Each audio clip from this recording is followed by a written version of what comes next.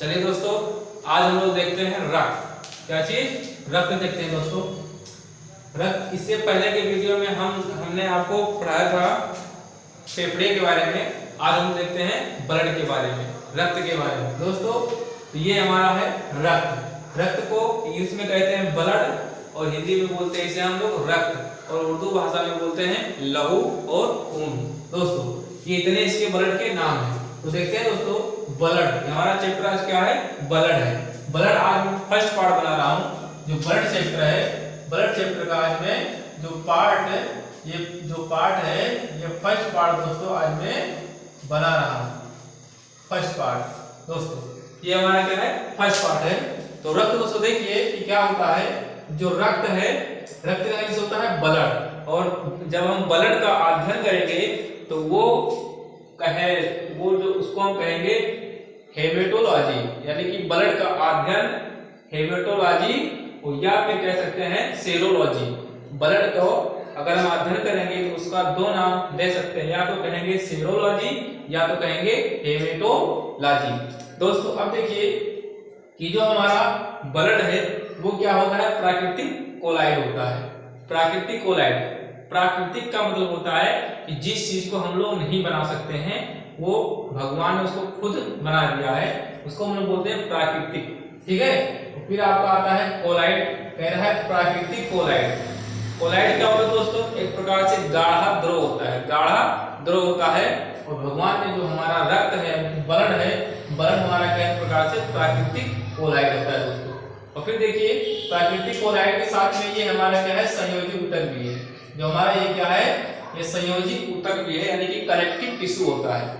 देखिए दोस्तों, connective tissue यानी कि संयोजी ऊतक का मतलब क्या होता है? संयोजी ऊतक का मतलब दोस्तों ये होता है कि किसी भी चीज को कनेक्ट करके रखना, उसको हम लोग बोलते हैं कनेक्टिव ऊतक बोलते हैं। ठीक है। तो ये दोस्तों क्या होता है? जो हमारा ब्लड होता है, हमारे ब्लड के टच में कई सारे, जो हमारा पूरा बॉडी जो सिस्टम है, बॉडी सिस्टम, ये हर बॉडी के हर एक पार्ट में क्या है?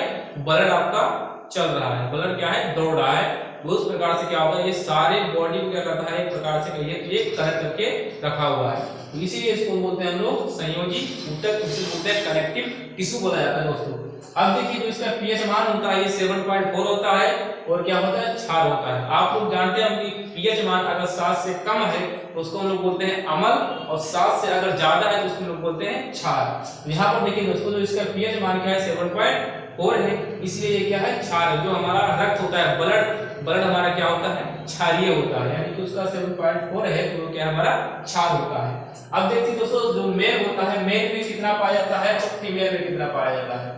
तो दोस्तों देखिए, जो मेल है, मेल में ब्लड पाया जाता है 5 लीटर, 5.5 लीटर। दोस्तों, मेल में ब्लड कितना पाया जाता है? 5.5 लीटर ब्लड मेल में पाया जाता है, यानी कि मनुष्य में। इसमें मनुष्य में मेल, पुरुष में कितना पाया जाता है? 5.4 लीटर ब्लड पाया जाता है। और दोस्तों उसी प्रकार से क्या है? फीमेल है, फीमेल में पाया जाता है 5 लीटर, जस्ट आधा लीटर कम होता है। मेल से आधा लीटर कम होता है, किसमें? फीमेल में दोस्तों। तो मेल के अकॉर्डिंग फीमेल में आधा लीटर क्या होता है? कम होता है, यानी कि जो आपका है फीमेल में होता है 5.5, यानी कि 5 लीटर 500 ml, और उसी प्रकार से फीमेल में आपका केवल होता है 5 लीटर दोस्तों। अब देखिए, अब आपका आता है निर्माण, यानी कि जो ब्लड होता है कहाँ कहाँ निर्माण होता है दोस्तों, ब्लड कहाँ कहाँ निर्माण होता है। अब देखिए दोस्तों, निर्माण, ब्लड कहाँ बनता है, ब्लड कहाँ पर बनेगा दोस्तों? तो ये क्या लिखा है? निर्माण। देखिए, जब लीवर, देखिए भ्रूण, क्या लिखा है? भ्रूण।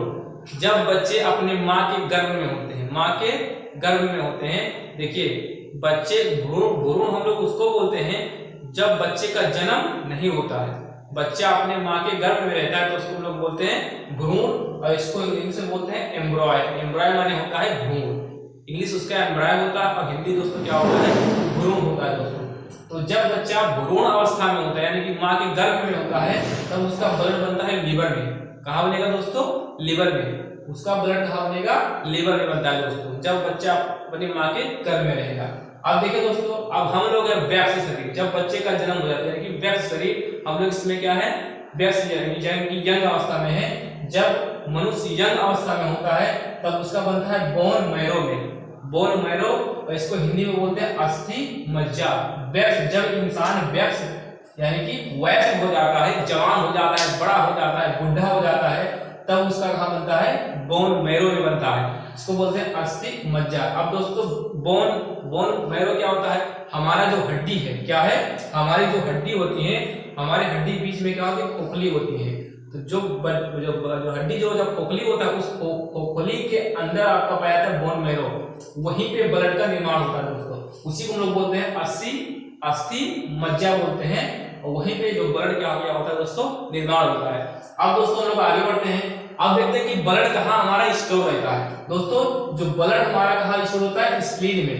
ब्लड हमारा कहाँ, यहीं पे होता है, लेफ्ट साइड में होता है स्प्लीन। यहीं पे दोस्तों क्या होता है, ब्लड हमारा स्टोर रहता है। स्प्लीन में हमारा ब्लड क्या होता है, बनता है, स्टोर रहता है यहीं पे। अब देखिए दोस्तों, इसको हिंदी में बोलते हैं प्लीहा, और नाम से जानते हैं, इसको बोलते हैं तिल्ली। प्लीहा कहिए या तिल्ली कहिए, और अंग्रेजी में बोलते हैं इसको हम लोग स्प्लीन बोला जाता है दोस्तों। अब देखिए, अब आपको आता है कब्र क्या है, जैसे भाई स्टोर हो गया, ये तो स्टोर हो गया, लेकिन जब ये स्प्लीन को देखिए दोस्तों, जो स्प्लीन को हम लोग बोलते हैं, जो कब्र है, इसका कब्र क्या है, देखिए ब्लड हमारा स्टोर होता है स्प्लीन में ही, ब्लड हमारा स्टोर होता है स्प्लीन में ही।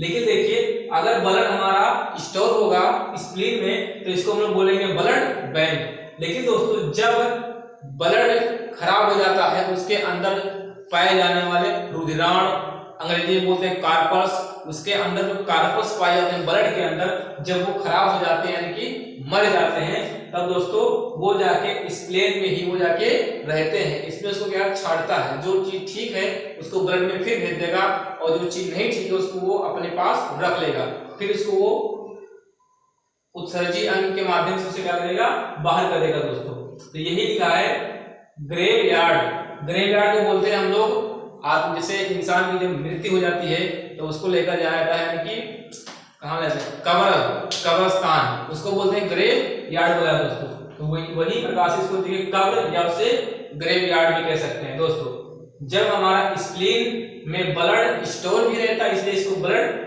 बैंक भी। अगर आपसे क्वेश्चन पूछेगा कि ब्लड बैंक किसे कहते हैं, तो किसे कहते हैं, स्प्लीन को बोलते हैं। और आपसे कहेगा कि रक्त का, कहेगा कि ब्लड का ग्रेव यार्ड क्या होता है, ब्लड का ग्रेव यार्ड क्या होता है, तो उसको हम लोग बोलते हैं स्प्लीन दोस्तों। अब देखिए दोस्तों, फिर दूसरा आपको आता है कोलेस्ट्रॉल। कोलेस्ट्रॉल क्या होता है दोस्तों, जो कोलेस्ट्रॉल होता है हमारे शरीर में 200 ग्राम पर डीएल होता है, 200 ग्राम पर डीएल दोस्तों, ये होता है कोलेस्ट्रॉल होता है हमारे साथ, 200 ग्राम पर डीएल होता है दोस्तों। अभी देखो दोस्तों, कोलेस्ट्रॉल क्या होता है, कोलेस्ट्रॉल क्या होता है, एक प्रकार की चर्बी है। क्या है, चर्बी। जैसे हम लोगों ने तेल वाला चीज ज्यादा खा लिया, तेल वाला चीज ज्यादा खा लिया, जिससे वह चीजें हम लोग खाएंगे, इसमें क्या होगा कि फैट की संभावना ज्यादा होगी, चर्बी की संभावना ज्यादा होगी। तो उसी को हम लोग बोलते हैं कि चिपचिपापन। क्या चीज, चिपचिपापन हो गया, चिकनापन हो गया, उसी को हम लोग बोलते हैं कोलेस्ट्रॉल बोलते हैं। ये हमारे शरीर, हमारे ब्लड के अंदर 200 ग्राम पर डीएल होता है दोस्तों। अब देखिए, अब आपका आता है हीमोग्लोबिन दोस्तों। हीमोग्लोबिन को हम लोग दिखाते हैं Hb से, किसे दिखाते हैं, Hb से दिखाया जाता है हीमोग्लोबिन दोस्तों। तो जो हीमोग्लोबिन क्या होता है, हीमोग्लोबिन पाया जाता है मेल के अंदर 14 ग्राम पर डीएल, 14 ग्राम पर डीएल ये पाया जाता है मेल में। और देखिए, मेल में तो हो गया 14 ग्राम पर डीएल हो गया, और जो फीमेल होती है यानी कि महिलाएं, औरतों में पाया जाता है ये 13 ग्राम पर डीएल, 13 ग्राम पर डीएल जो हीमोग्लोबिन पाया जाता है महिलाओं में, और फीमेल में पाया जाता है 14 ग्राम पर डीएल दोस्तों। फिर इसके बाद में आता है रक्त परिसंचरण की खोज दोस्तों। तो रक्त परिसंचरण मतलब रक्त का बहाव पूरे से, उसको बोलते हैं रक्त परिसंचरण, ठीक है। तो रक्त परिसंचरण की खोज किए थे विलियम हार्वे। विलियम हार्वे एक साइंटिस्ट है जिन्होंने खोज किया था कि हमारे शरीर के अंदर रक्त क्या है, सभी अंगों में, हर जगह, हर एक अंग में ब्लड क्या हो रहा है, प्रवाहित हो रहा है। तो इसकी खोज किए थे कौन, विलियम हार्वे सर जी ने। विलियम हार्वे सर जी ने खोज किया था रक्त परिसंचरण का। देखिए दोस्तों, फिर आप आगे हम देखते हैं ब्लड के कार्य। ब्लड के कौन कौन से काम होते हैं हमारे शरीर में। तो देखिए दोस्तों, ब्लड ये करता है, ताप का नियंत्रण करता है, ताप का नियंत्रण। देखिए दोस्तों, हम लोग ताप, देखिए हम लोग जीव दो प्रकार के होते हैं, एक होते हैं समतापी और एक होते हैं विषमतापी। तो दोस्तों हम लोग आते हैं समतापी में, क्योंकि हम लोग का जो टेम्परेचर है वो 37 डिग्री ही रहता है। 37 डिग्री से ना तो कम होता है ना ही ज्यादा होता है। अगर 37 डिग्री से ज्यादा हो जाए तो हमें बुखार आ जाएगा। दोस्तों देखिए, हम लोग किसमें आते हैं, समतापी जीव में आते हैं।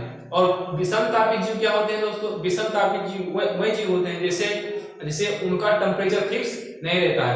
अगर उनको ज्यादा ठंड में लेके जाएंगे तो उनको ठंडा मार देगा, मर जाएंगे। और ज्यादा अगर गर्मी हो जाएगा तो गर्मी के कारण वो पगला जाएंगे, ये भी मरेंगे। दोस्तों तो हम लोग क्या होते हैं, समतापी जीव होते हैं। हमारा एक समान टेम्परेचर होता है। जैसे गर्मी में हमारा जो शरीर टेम्परेचर 37 डिग्री है उसको हमें मेंटेन रखना है, तो उसके लिए क्या करते हैं हम लोग, हल्के कपड़े पहनते हैं, सूती कपड़े पहनते हैं, जिससे क्या हो कि हमारे शरीर के अंदर ज्यादा गर्मी अंदर ना जाए, हमारा जो शरीर टेम्परेचर क्या है आराम से बढ़िया मेंटेन है। अब दोस्तों देखिए, अब ठंडी में क्या होता है, ठंडी में भी हमें अपना 37 डिग्री सेल्सियस टेम्परेचर बचाना जरूरी है। इसीलिए हम लोग ठंडी में क्या करते हैं, कपड़े पहनते हैं, ऊनीदार कपड़े पहनते हैं। जब लेटते हैं तो रजाई, कंबल, बहुत सारे चीज क्या करते हैं हम लोग, उसको अपने शरीर के ऊपर ढक लेते हैं कि जो हमारा शरीर है वो उसका टेम्परेचर जो है बढ़िया से मेंटेन है। दोस्तों तो इसको हम लोग बोलते हैं ताप नियंत्रण। समझ में दोस्तों, ये हो गया। और ताप ये नियंत्रण कहाँ का है, हमारे शरीर के अंदर ब्लड का क्या हो रहा है, परसेंटेज हो रहा है 120/80। देखिए दोस्तों, 120/80 क्या होता है, 120/80। देखिए दोस्तों, 120/80 से क्या होता है, जब हृदय ब्लड को पंप करता है, हृदय ब्लड को पंप करेगा तो वो 120 की रफ्तार से ब्लड को पंप करता है। और जब ब्लड घूम टहल के पूरे शरीर में से जब आता है तब वो उसका रफ्तार हो जाता है 80। कितना हो जाता है, 80। ठीक है, ब्लड जब पूरे शरीर से घूम टहल के फिर वो हृदय में एंट्री करेगा तब उसका स्पीड होता है 80। अब जब फिर उसे ब्लड पंप करेगा तो वो हो जाता है 120। और 120/80 को ही दोस्तों हम लोग बोलते हैं नॉर्मल बीपी। ये क्या होता है, इंसान का नॉर्मल बीपी, बूढ़ा, जवान, बच्चा, ये सब इसमें क्या होता है, एक प्रकार से नॉर्मल बीपी कहा जाता है। अगर इससे ज्यादा हो जाएगा तो बीपी हाई रहेगा, इससे लो हो गया तो कहेंगे बीपी लो हो गया। तो दोस्तों जो हम लोग यंग अवस्था में हम लोग का बीपी जो है 120 से ज्यादा ही रहना चाहिए। 120 से 130, 140 इतना बीपी हम लोग के अंदर हमेशा रहना चाहिए।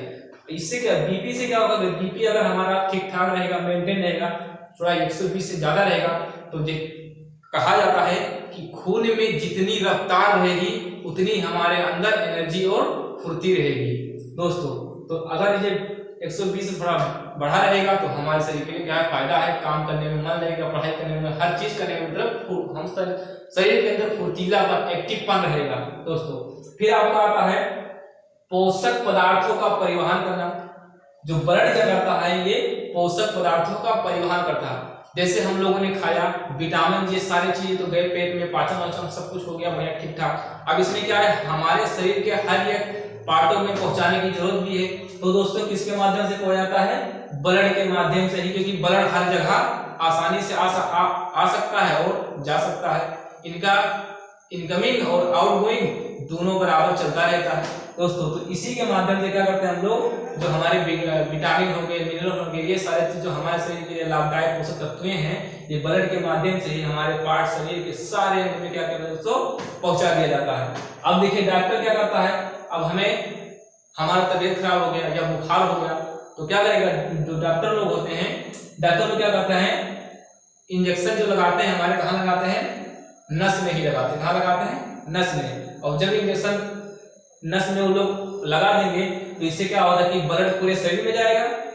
और जब उसमें ब्लड के अंदर क्या गया है, एक इंजेक्शन, जो इंजेक्शन लगाए हो जाएगा तो वो पूरे ब्लड के अंदर जाएगा, पूरे क्या होगा, वो फैल जाएगा। जिससे क्या होगा कि पूरे ब्लड में वो दवा क्या हो जाएगी, फैल जाएगी। और जहां जहां प्रॉब्लम होगा, जहां जहां वो दवा क्या करेगी जाएगी, उसे ठीक करेगी। दोस्तों फिर आपका होता है कि ये गैस CO2 प्लस ऑक्सीजन का भी परिवहन करता है।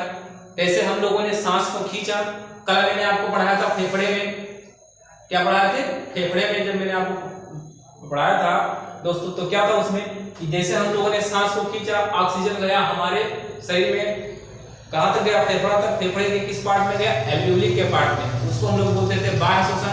अब वहां से जो एल्वेओलिक है वहां से लेकर आएगा ब्लड, क्या आता है ब्लड। ब्लड के अंदर पाया जाता है हीमोग्लोबिन और हीमोग्लोबिन के अंदर पाया जाता है आयरन दोस्तों। तो जो हीमोग्लोबिन क्या करता है उसको वहीं से ऑक्सीजन को पकड़ लेगा और पकड़ेगा तो हमारे शरीर में सभी जगह असंख्य कोशिकाएं विद्यमान हैं और असंख्य कोशिकाओं के पास माइटोकॉन्ड्रिया होगा। तो हर एक माइटोकॉन्ड्रिया के पास क्या जाना चाहिए ऑक्सीजन।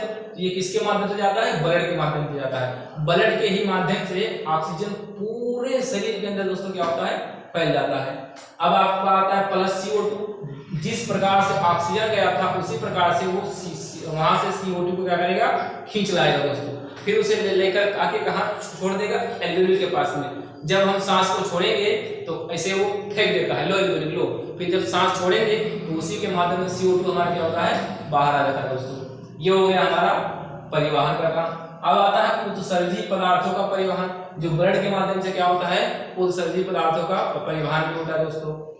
अब हम देखते हैं दोस्तों, उम्मीद है आप लोगों को बढ़िया से समझ में आ गया होगा। अगर आपको नहीं समझ में आया है तो एक बार दोबारा वीडियो को देखिए और प्लीज दोस्तों वीडियो को स्किप करके मत देखिएगा, नहीं तो आपको बिल्कुल समझ में नहीं आएगा। तो चलिए दोस्तों अब हम मिलते हैं अगले पार्ट में। चलिए दोस्तों अब हम लोग देखते हैं रक्त के कितने भाग होते हैं। रक्त के कितने भाग होते हैं, रक्त में क्या क्या पाया जाता है दोस्तों। तो अभी मैंने इससे पहले आपको बता दिया था कि रक्त ब्लड का अध्ययन क्या कहलाता है सेरोलॉजी, और एक नाम से और जानते हैं उसे बोलते हैं हेमाटोलॉजी। ठीक है, हेमाटोलॉजी और सेरोलॉजी कहलाता है ब्लड का अध्ययन। इसके दो नाम होते हैं। जो ब्लड होता है ब्लड का दो अध्ययन कहलाता है तो अध्ययन करेंगे हम पढ़ेंगे एक ही चीज लेकिन नाम क्या है दो है। जैसे किसी व्यक्ति का स्कूल में नाम होता है कलुआ और घर पर क्या होता है भलुआ दोस्तों। तो उसी प्रकार से जो अध्ययन है ये दो प्रकार से होता है। एक को बोलते हैं सेरोलॉजी, एक को बोलते हैं हेमाटोलॉजी। अब दोस्तों हम लोग देखते हैं आगे की ब्लड। जो ब्लड यानी कि रक्त, हमारे रक्त में क्या क्या पाया जाता है दोस्तों। हमारे रक्त में दो ही चीजें पाई जाती हैं। हमारे रक्त में कितनी चीजें पाई जाती हैं, दो ही चीजें पाई जाती हैं दोस्तों। वो देखिए दो चीजें क्या क्या है। एक को हम लोग बोलते हैं प्लाज्मा और एक को बोलते हैं कार्पस। क्या बोलते हैं प्लाज्मा दोस्तों, प्लाज्मा और क्या बोलते हैं कार्पस। तो देखिए दोस्तों प्लाज्मा का हिंदी केवल प्लाज्मा ही होता है। प्लाज्मा है, प्लाज्मा का हिंदी और प्लाज्मा ही दोस्तों होता है। और इसके बाद में जो कार्पस है, कार्पस को हम लोग हिंदी में बोलते हैं रुधिराणु। क्या बोलते हैं इसे हम लोग, तो रुधिराणु बोलते हैं दोस्तों हिंदी में। अब देखिए जो हमारा प्लाज्मा है, हमारे ब्लड में जो प्लाज्मा हमारा 60% यानी कि जो 60% हमारा प्लाज्मा ही पाया जाता है हमारे ब्लड के अंदर। हमारे ब्लड के अंदर ये 60% क्या पाया जाता है प्लाज्मा पाया जाता है। और जो कार्पस होते हैं हमारे शरीर, हमारे ब्लड के अंदर कितने पाए जाते हैं 40% पाए जाते हैं हमारे ब्लड के अंदर जो है रुधिराणु पाया जाता है दोस्तों। अब देखिए हमारे प्लाज्मा के अंदर क्या क्या पाया जाता है। हमारे प्लाज्मा, और देखिए दोस्तों ये जो प्लाज्मा है, प्लाज्मा आखिर 60% ये ज्यादा क्यों पाया जाता है, क्योंकि हमारे शरीर में काम किसका होता है, केवल कार्पस का होता है। तो दोस्तों हमारे शरीर में प्लाज्मा अगर ज्यादा नहीं रहेगा तो ये खून आखिर फ्लो कैसे करेगा, ये बहेगा कैसे हमारे शरीर के अंदर, इसका परिसंचरण कैसे होगा दोस्तों। इसीलिए इसका जो ये एक पानी के लिए क्या होता है लिक्विड होता है, गाढ़ा हल्का गाढ़ा क्या होता है लिक्विड होता है। और इसी के सारे अंदर ये जो कार्पस होते हैं ये इसी के अंदर क्या करते हैं, इसी के माध्यम सारे क्या होते हैं बहते रहते हैं दोस्तों। ठीक है, अब आप देखिए हमारे प्लाज्मा में क्या पाया जाता है।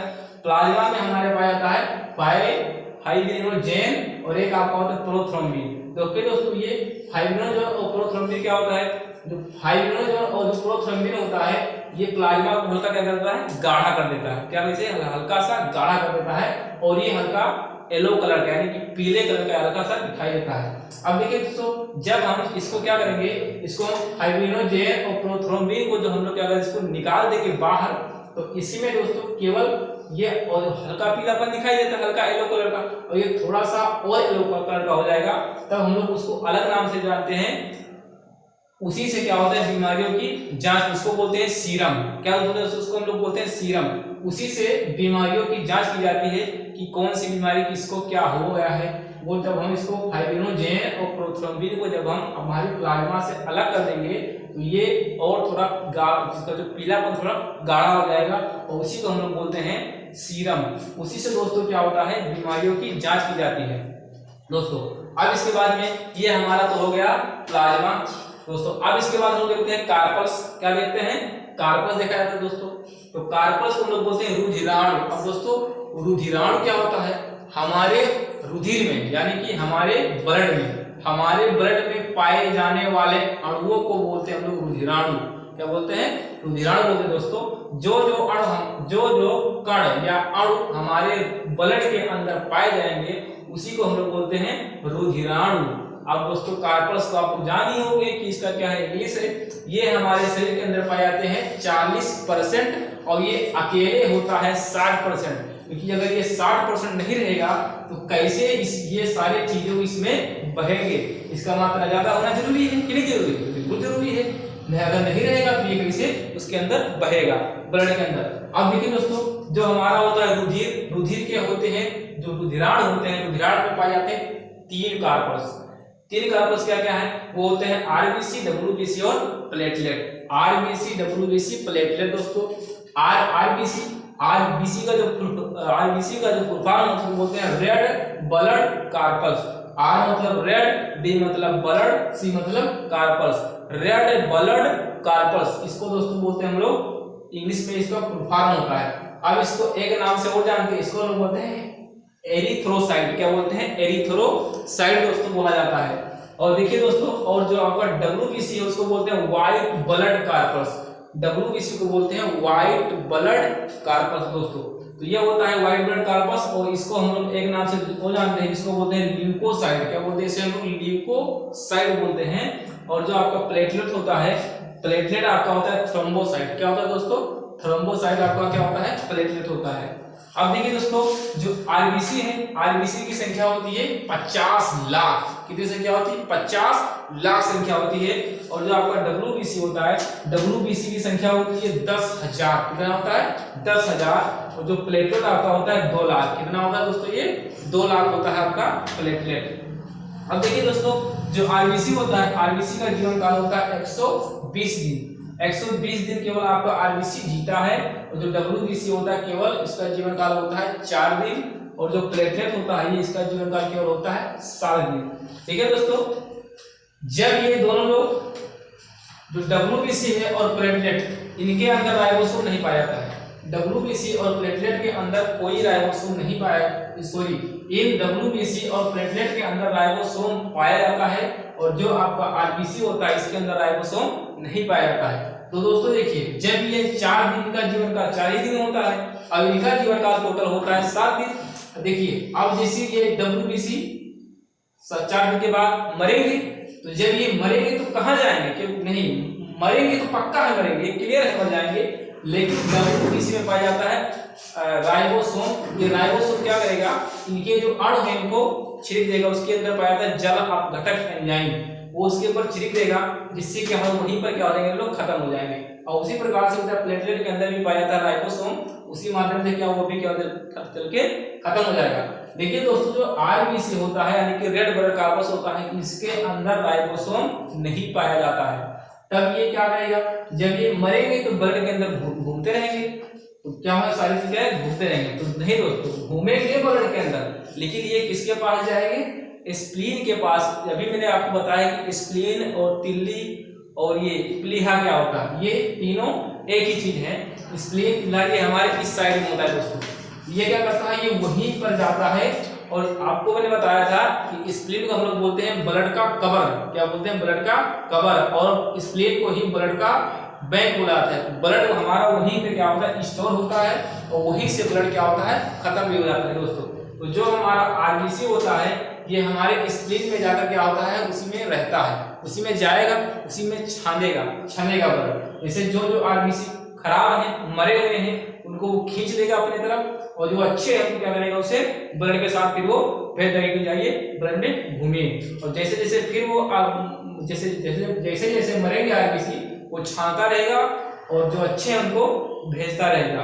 और फिर क्या होगा, 120 दिन के बाद नया फिर बन जाएगा, फिर ये 4 दिन के बाद बन जाएगा, फिर ये 7 दिन के बाद बने। 7 दिन में मरते हैं, 7 दिन में बनते हैं, और ये 4 दिन में मरते हैं और 4 दिन में बनते हैं। इनका भी जीवन काल 120 दिन ये भी जिएंगे और ये भी मरेंगे। देखिए दोस्तों जो आरबीसी होता है, इसकी संख्या होती है 50 लाख। और जो WBC इसकी संख्या होती है 10,000 और जो प्लेटलेट होता है इसकी संख्या होती है 2 लाख। दोस्तों ये आपका क्या होता है, जो RBC होता है, RBC ही हमारा क्या होता है, ये अकेले 90% होता है। जो हमारा कार्पस होते हैं, कार्पस में 90% ही अकेले ही होता है हमारा RBC। अब दोस्तों अब हम लोग देखते हैं, चलिए दोस्तों अब हम लोग देखते हैं जो हमारा RBC होता है, WBC होता है और प्लेटलेट होता है, इसका काम क्या होता है हमारे ब्लड के अंदर। तो देखिए दोस्तों अभी मैंने आपको पहले ही बता चुके हैं कि जो RBC होता है, RBC को हम लोग बोलते हैं एरिथ्रोसाइट और WBC को बोलते हैं लिम्फोसाइट और प्लेटलेट को भी मैंने बताया था। और इसके बाद में इसका एक नाम और होता है डिम्बाणु। क्या होता है दोस्तों, डिम्बाणु होता है। अब देखिए दोस्तों जो हमारा जो RBC होता है, RBC हमारे जो RBC का जो आकार क्या होता है, ये गोल आकार का होता है। RBC हमारा गोल होता है और बीच में क्या होता है, चपटा होता है, यानी कि गोल आकार का होता है और बीच में चपटा होता है RBC। और देखिए दोस्तों जब हम ऊंचाई पर जाएंगे क्या होता है, जब हम ज्यादा हाइट पर जाएंगे तो जो होता है इसका आकार क्या होता है, बढ़ने लगता है, इसका आकार बहुत ही ज्यादा बड़ा होने लगता है RBC का। अब देखिए दोस्तों हमारे RBC के अंदर लाइसोसोम नहीं पाया जाता है। अगर इसके अंदर लाइसोसोम पाया जाता तो जब ये मरता RBC तो क्या होता, इसके अंदर ये खुद इसके अंदर जल अपघटक एंजाइम होता है, छिड़क के क्या करता, RBC को वहीं पर ये खत्म कर देता। फिर आपका इसके अंदर अगर केंद्रक होता तो ये फटाफट अपना काम करता रहता। फिर जो आपका RBC होता है, जो हमारे इस पूरे जो WBC RBC जो प्लेटलेट यानी कि रुधिराणु का, ये आपका 95% क्या होता है, अकेले होता है दोस्तों।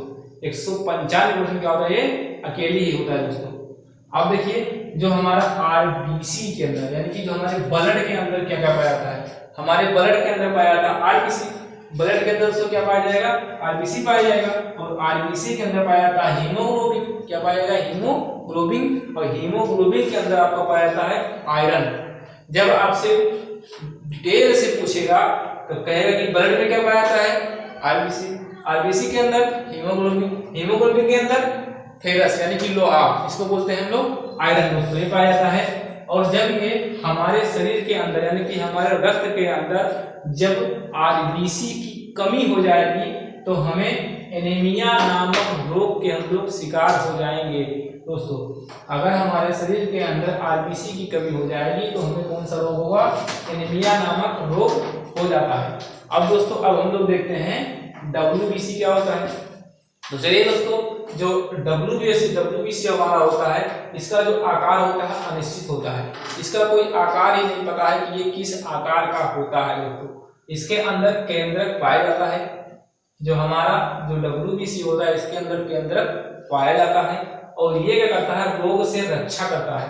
यही है दोस्तों ये WBC है, व्हाइट ब्लड कार्पस ही है, जो हमें कुछ भी बीमारियां होने वाली होती हैं और आती हैं हमारे शरीर के अंदर, उनके जो कीटाणु बैक्टीरिया होते हैं वो क्या करते हैं, ये WBC इसकी क्या करता है, रक्षा करता है, ठीक है, बीमारियों से हमारी रक्षा करता है कि बीमारी आपको ना हो। देखिए दोस्तों एक रोग होता है जिसको हम लोग नाम जानते हैं एडस। क्या जानते हैं, एडस जानते हैं। और एक रोग होता है HIV रोग होता है। और एक रोग आपका होता है जिसे कुत्ते को काटते हैं, रेबीज। क्या होता है, रेबीज। जब कुत्ते काट लेंगे तो क्या आपका क्या हो जाएगा, रेबीज हो जाते हैं दोस्तों। तो देखिए जो ये आपका जो रोग से रक्षा करता है, कुछ रोग ऐसे भी होते हैं जिनका वैक्सीन नहीं बनता है, वैक्सीन आज तक बना ही नहीं दोस्तों। तो क्या देखिए वैक्सीन का काम क्या होता है दोस्तों, वैक्सीन का काम यह होता है कि जैसे हमारा शरीर के अंदर क्या है, WBC है। WBC क्या करेगा, ये बीमारियों से रक्षा करता है। देखिए तो क्या होगा, जब उसमें लगाया जाएगा आपके शरीर के अंदर किसी भी बीमारी का एंटीडोज, क्या लगाते हैं, यानी कि एंटीवायरस उसको बोलते हैं। एंटीडोज जब लगाया जाता है हमारे शरीर के अंदर, वैक्सीन उसको बोलते हैं। क्या बोलते हैं, वैक्सीन बोला जाता है दोस्तों। आपने अभी हाल ही में कोरोना का वैक्सीन लगवाया होगा। कोरोना का वैक्सीन लगवाया क्योंकि कोरोना बहुत ही ज्यादा महामारी फैला चुका था हमारे भारत देश में और चाइना से आया था। चाइना में तो बहुत ज्यादा तबाही मचाया और उसी प्रकार से हमारे भारत में भी तबाही मचाया। लेकिन हमारे जो यहाँ के जो स्पेशली जो डॉक्टर हैं, साइंटिस्ट हैं, ये सारी चीजें क्या है, बहुत ही ज्यादा कोरोना के काल में योगदान दिए हैं और उसका वैक्सीन बनाने में सक्षम हुए हैं। और हर एक हमारे भारत के हर एक नागरिकों के पास ये वैक्सीन पहुंचा रहे हैं। और इनको लगवाया जा रहा है वैक्सीन। दोस्तों तो क्या होता है कि वैक्सीन क्या करता है, जब वैक्सीन हमारे शरीर के अंदर डाला जाता है इंजेक्शन के माध्यम से, तो ये हमारे पूरे ब्लड में क्या होता है, फैल जाता है, और यही जो WBC है हमारी बीमारी से क्या करता है, रक्षा करता है। और WBC को पहचान कराया जाता है कि यही है कोरोना वायरस। यही क्या है, कोरोना वायरस। देखिए दोस्तों, और हमारे शरीर के अंदर कोरोना वायरस को ही एग्जिट डाला जाता है। कोरोना वायरस को इस तरह से अधमरा कर दिया जाता है दोस्तों, किस तरह से अधमरा कर दिया जाता है कि जो जब ये हमारे ब्लड के अंदर जाए तो WBC उसे पहचान, क्योंकि वो वैसे क्या होता है, अधमरा होता है। तो जैसे एक कहावत होता है देहात में, अगर कोई इंसान को मार दिया जाए कि वो मरने वाला ही हो, अगर कोई दूसरा इंसान उसे और आके मार दे 2-3 लाख, तो वो क्या हो जाएगा, मर जाएगा दोस्तों। तो उसी प्रकार से होता है आपका ये जो कोरोना वायरस होता है, वैक्सीन के माध्यम से अधमरे वायरस को डाला जाता है हमारे ब्लड के अंदर। और जो WBC होता है वो तो भाई हमारी बीमारी से रक्षा ही करता है। जैसे आएगा कोरोना वायरस, तुरंत क्या करेगा, वो उससे फाइट करेगा, और फाइट करेगा तो WBC हमारा भी क्या है, तगड़ा है, और वो क्या है, अधमरा है। तो कोरोना वायरस क्या करेगा, वो मार देगा दोस्तों। तो वो क्या करेगा, मार देगा। तो यानी कि इसने WBC पहचान कर लिया कि यही क्या है, कोरोना वायरस है। अब आप जब छोटे होंगे तो पोलियो का, बचपन में जब बच्चे का जन्म होता है तो पोलियो का ड्राफ्ट लगाया जाता है। बहुत से सारे ऐसे वैक्सीन लगाए जाते हैं कि बच्चों के जो WBC है उसका पहचान कराया जाता है कि यही इसके क्या है, कीटाणु हैं। अब देखिए, जब कभी भी हमें पोलियो का जो पोलियो के जो विषाणु होते हैं, कीटाणु होते हैं, हमारे शरीर के अंदर क्या करेंगे, एंट्री करेंगे, तब कहेगा RBC कि देखिए जब हम बच्चे थे, गोदी में खेला करते थे, तब हम तुमको मारे थे, अब तो हम जवान हो गए हैं, आओ देखते हैं कैसे हमारे शरीर के अंदर रहते हो, हमें क्षति पहुंचाते हो हमारे शरीर को। तुरंत आएगा WBC, उससे क्या करेगा, लड़ाई करेगा, उसे मार के तुरंत भगा देगा दोस्तों। तो ये क्या करता है, हमारी बीमारियों से रक्षा करता है। अब दोस्तों आपको आता है एंटीबॉडी। एंटीबॉडी भी हमारे शरीर में क्या करता है, रक्षा करता है दोस्तों। एंटीबॉडी भी कई प्रकार से पाए जाते हैं, उसको हम अगले वाले वीडियो में आपको बता देंगे कि एंटीबॉडी क्या क्या होते हैं दोस्तों। एंटीबॉडी से ही ग्रुप डिसाइड किया जाता है। ग्रुप, जैसे ये ग्रुप का ब्लड है, बी ग्रुप का ब्लड है, ये बी ग्रुप का ब्लड है, वो ग्रुप का ब्लड है, वो पॉजिटिव है, वो नेगेटिव है, ये सारे चीजें किसमें होते हैं, आपके एंटीजन में होते हैं। इसको दोस्तों हम आपको कल वाले वीडियो में बता देंगे दोस्तों। अब आपका आता है प्लेटलेट। क्या होता है आपका प्लेटलेट दोस्तों, क्या होता है, प्लेटलेट का जो आकार होता है वो उत्तल लेंस यहाँ पर फिगर बना है, ये उत्तल लेंस के आकार का होता है, बीच में मोटा होता है और किनारे पर क्या होता है, चपटा होता है। इसी ये उत्तल लेंस के समान इसकी क्या होती है, संरचना होती है दोस्तों। इसके अंदर केंद्रक पाया जाता है। क्या पाया जाता है, इसके अंदर केंद्रक पाया जाता है, और ये क्या करता है, हमारे शरीर में शक्ति यानी कि ऊर्जा को क्या करता है, ये जनरेट करता है। अब जैसे देखो, इसकी कमी से हमें क्या होता है, डेंगू। क्या होता है, डेंगू बीमारी हो जाता है, डेंगू बीमारी हो जाता है। और देखिए जो ये क्या होता है, जो प्लेटलेट होता है, प्लेटलेट गिरता बहुत जल्दी है। गिरता क्या है, ये बहुत जल्दी गिरता है। मतलब आपको अगर डेंगू हो गया है तो अगर आपका प्लेटलेट बहुत ज्यादा डाउन हो जाएगा, और प्लेटलेट अगर 10,000 आ गया, क्योंकि जब गिरता है तो 50,000 एक दिन में ही गिरता है, एक दिन में 50,000 गिरेगा। तो आपको अगर डेंगू का एहसास हो या आपके शरीर में थकान, ऐसा मतलब कमजोरी टाइप का आपको लगे कि हमें बहुत ज्यादा कमजोर हो गए हैं, थकान, अगर सीढ़ी पर चढ़ेंगे या किसी चीज में मन भी नहीं लगेगा, तो क्या होता है दोस्तों, ये प्लेटलेट की आपकी कमी हो जाती है, आप डेंगू बीमारी के शिकार हो जाते हैं। इसमें क्या होता है कि देखिए, अगर आपको डेंगू हो गया तो आपका प्लेटलेट तो गिरेगा, पक्का गिरेगा, 100% बता रहे हैं, आपका प्लेटलेट गिरेगा ही गिरेगा, और ज्यादा गिर जाएगा तो इंसान की मृत्यु हो जाती है, क्योंकि प्लेटलेट जल्दी बढ़ता नहीं। अब जब गिरता है तो बहुत तेजी से गिरता है, ठीक है दोस्तों। जब गिरेगा तो बहुत तेजी से गिरेगा और जल्दी बढ़ेगा नहीं। बढ़ने में इसको देखिए, एक कहावत है देहात में कि किसी चीज को बनाने में समय लगता है और गिराने में समय नहीं लगता है। जैसे कोई घर है, घर को अगर हम बनाएंगे तो उसको मिस्त्री आएगा, उसको ईंट से जोड़ेगा मसाला, उसको बढ़िया से बनाएगा दोस्तों, और उसको डेंटिंग पेंटिंग, घर को बढ़िया सजावट बढ़िया ढंग से करेगा। और गिराने की बात करेगा तो JCB आएगा, एक ही बार रखेगा, तुरंत क्या करेगा, नोच के तुरंत क्या करेगा, गिरा देगा। तो यही होता है। तो प्लेटलेट जब हमारे शरीर के अंदर गिरता है तो बहुत तेजी से गिरता है। तो जो प्लेटलेट को डॉक्टर क्या करते हैं, रोकने का उपाय करते हैं। उसको क्या करते हैं, एक गिलोई आता है, गिलोई लिक्विड पदार्थ का होता है, इसको खाया जाता है तो प्लेटलेट आपका रुक जाता है। और एलोवेरा भी होता है, ये भी क्या है, एक प्रकार से बढ़िया होता है। इससे क्या होता है, प्लेटलेट गिरने से रुक जाता है।